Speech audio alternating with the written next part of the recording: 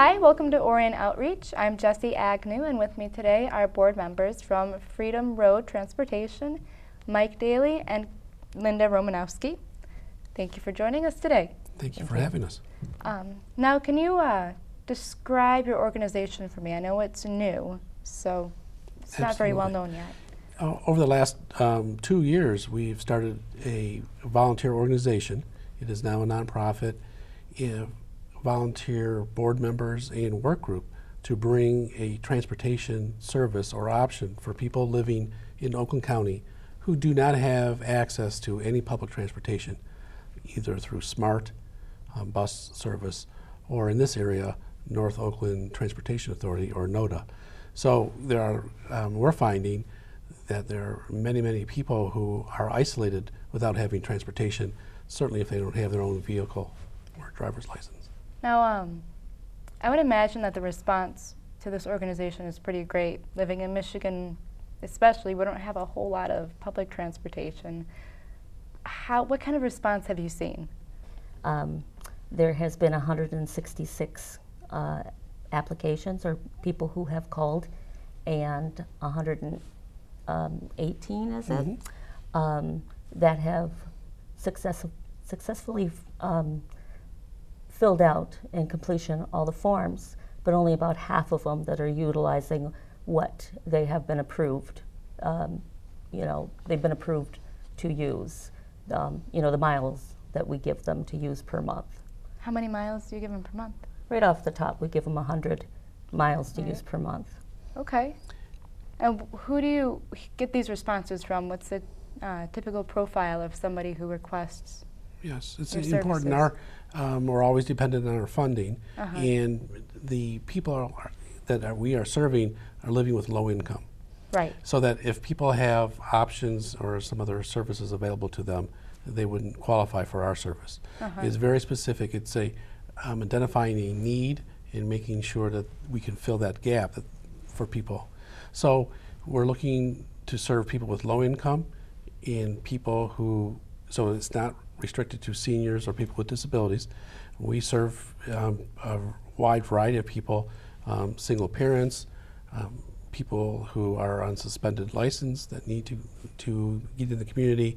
We serve people on dialysis or somebody receiving some specialized treatment, that this can help reimburse the mileage that, as Linda said, if someone receives 100 miles per month, at 55 cents a mile reimbursement, that's $55 that comes to that home to help pay for transportation costs. Do you have any specific pictures or visions that you have for your organization that you want to accomplish? We have a wide variety of people, even cancer patients and veterans, above and beyond the list he mentioned. And there are some people that just do not have a resource. They don't have someone to call, and they are still in social isolation. And we want to be able to service that need. We want to be able to hand out the list of volunteers that we have for drivers, but we can't get there yet. We need to be able to have the funding for the insurance that we need to cover that liability, to hand out that list of volunteers that would be willing to drive those people. So just to hand out that list of names. Where are you hoping to receive that kind of funding from? Fundraising is an ongoing effort and priority. So it's a couple ways. We're trying to do some that are social events, such as appreciation dinners or acknowledgement, but we also know that grant writing is important. We just finished a grant that ended October 1st that gave us actual dollars to launch this project. So that ended, so we need the dollars to not only maintain what we have, but to expand. Like Linda said, for this really to grow and really meet the needs for people who live isolated, we need to be able to provide the security checks, the background checks, driving record checks, making sure vehicles are safe, make sure the drivers are trained. When we have that component, then we will be able to qualify for even a different funding stream to ensure funders or human service agencies that we have done the due diligence to make sure this project, the transportation service, is safe and affordable to the people being served. So from what I understand, your need for volunteers doesn't lie with volunteers to drive. You need volunteers to help with awareness and the fundraising, and also working with social media and grant writing. Absolutely. And you mentioned to me earlier that you sent some of the volunteers to a grant writing. Yes, one of the components within that grant that just finished was to help with fundraising and grant writing. So we were able to pay for tuition. There were 6 people who went to a 2-day training, different trainings, and Linda is doing a really intensive grant writing training through her university. Great. And you also mentioned the expansion you guys want to have, and that you talked about going through different agencies. Do you have any other specific goals, and also where do you see the company or want to see the organization in the next 6 months? Well, we have, every time we meet, because we're volunteers, we really get excited, because we not only for the testimonials, when we have our annual report that will be published in January for this year, the people who want to give testimony about how this service has helped enhance their life, enhance their quality of life, keeps us motivated and keep us wanting to expand. So 6 months from now, we see that we have more people from the community who want to support this and want to join this group to help us with the fundraising, the grant writing, the community awareness that Linda is working on. We really want this to be a community-based service organization for the people who live in Oakland County. Now, speaking of the inspiration you get from the testimonials, you mentioned yourself that you have a personal reason for being inspired to be a part of this organization. Do you want to tell me a little bit about that? Well, coming from a family, it's a mom and dad, with 5 children. Oh. Mom stays home, doesn't work, and did not know how to drive. 5 children, didn't have a car at home. If somebody was sick, she would have to take the bus and pile 5 children into that bus just to go for a doctor's visit. It was impossible. She could not get us to the doctors if somebody was sick, including herself. So I know what it feels like to not be able to get that medicine when it's needed. And I would, it was very, very difficult as a young child to know that Mom was doing everything she possibly could. And there are so many people who are going through this in our community right now, and in so many other communities too. It's nice to know that there is somebody who is aware of this, has personal experience, and is doing something with that. So this is a very worthwhile organization to contribute to, because it's not just one localized group or need. It covers so many different areas, and I mean, people need to get to so many different places, whether it's the hospital work. It allows the people that are receiving the rides to contribute to the community as well, right? Exactly.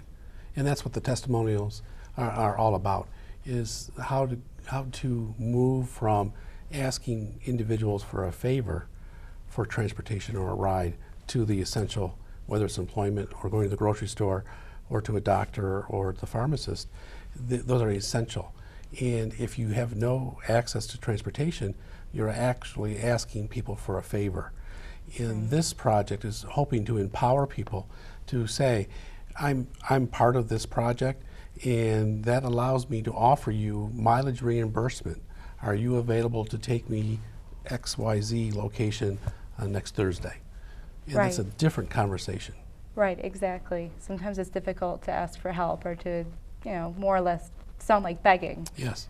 That's the empowerment, such an important part. There is one more thing. Sure, please. With our program, we are open 24 hours, 7 days a week. Really? So if you want to go to church on Sunday, you could use our service. Or if you work afternoons, our service can be used by picking up the phone and having rides even on the midnight shift. That's fantastic. So we keep people employed even if they have that odd work schedule. So it's been awesome listening to the stories. And what area do you guys work from? Where's your office located? Right here in Lake Orion, In Lake Orion? Okay. Lapeer Road. We service the entire Oakland County area. Got it. And last question, you mentioned that the organization, what keeps it going is volunteers, right? What does it take to be a volunteer for the organization? Are there requirements? How do you become one? Essentially, what do you do? Yeah, sure. What we have done, we have some volunteers through a volunteer match. We've every major semester at OCC, at 3 of the 5 campuses, we put up a display and ask for people to talk about our project and ask for people to volunteer. So anyone who's interested in being a volunteer can contact the office, and there's an interview opportunity over the telephone to talk about what interests them about this project, what would they like to contribute or how they can contribute. And there's a meeting, and they're certainly invited to any of our board meetings or our work group meetings, so that people know that there's lots of things that can be done, but trying to link people to the areas of interest. Got it. And is there like an age cap? Is there a certain age you have to be or a certain background you need in order to be a volunteer? No, that's a good question. So far, because of the volunteer match and the college, everyone has been over 18, so I would imagine that what do we expect? 18, but other than that, we're open. Great. And also, one last thing I want to ask is, you mentioned fundraisers earlier. Do you have any specific events, involving fundraising coming up? Well, we do have 3 events. Okay. However, I don't think the April one, which is a celebration of our 1st year anniversary, I don't believe that's a fundraiser. It is, we will be inviting the riders and drivers to that in celebration for our 1st year anniversary. However, to promote fundraising, a strong possibility for the beginning of August, we plan to host we call it a Friend Finder event, and it will be a luncheon where we invite the area businesses to learn what we do through Freedom Road Transportation and how we have affected many people's lives across Oakland County. And then we have already placed it on the calendar for September the 20th of 2013, the same event that we've had that just went by for last September, our silent auction and appreciation dinner dance event. And that is our major annual fundraising event. Pretty successful? It was. That's good. Yes, we had 100 people come to our first one, and everyone that came said for a first annual fundraising event, it was well done, fun, and people anticipate coming to the next one, which is why we already booked the Lafayette Grand for September 20th and in a larger ballroom, because we anticipate more people. I can only imagine the crowd that's going to come next year if the first year was so successful. All right, finally, if somebody is hoping to reach your organization, whether it's as a rider or a volunteer, how do they get a hold of you? They call 248-232-1259, and that's it. Okay. Do you have a web page or anything? Yes, we do have a web page. It's Freedom Road Transportation, all one word, .org. Okay. And I believe you have a Facebook too as well. We do have a Facebook. We do. Yes, Gotta we go do. on Facebook and like that organization. Yes, please do. Please Hit like that us. like button. Well, thank you so much for joining us on the show today. I'm Jessie Agnew here with Orion Outreach. Thanks for joining us.